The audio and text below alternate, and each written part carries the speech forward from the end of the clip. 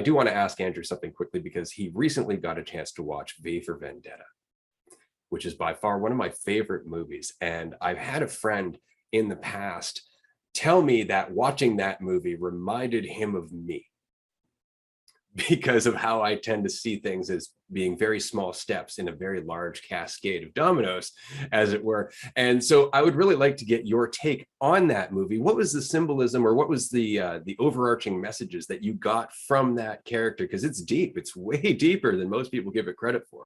Yeah, absolutely. I think one of the biggest things is that there are no rules. And when you build a sensitivity to reality, like a true sensitivity to reality, you act accordingly. And there is no right or wrong way to act. There's only the reality of what you do and the impact that you have. And you see everything impacting everything else. And sometimes that means playing the hero, and sometimes that means playing the villain.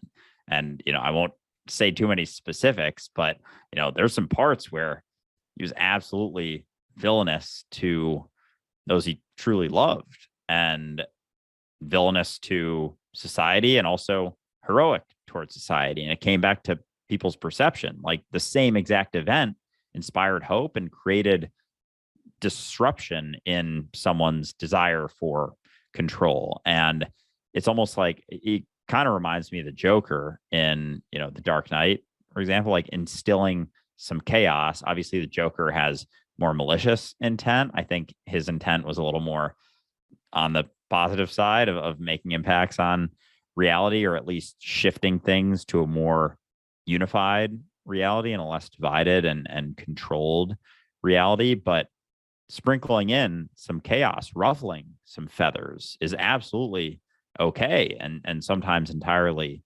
necessary. And there's nothing wrong with it. Sometimes that's what's needed when we go so fucking far in a direction of a desire for control.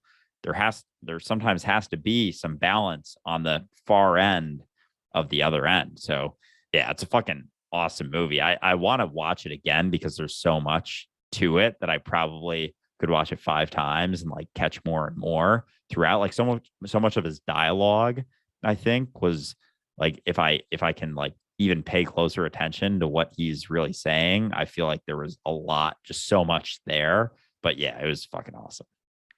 Yeah, it is.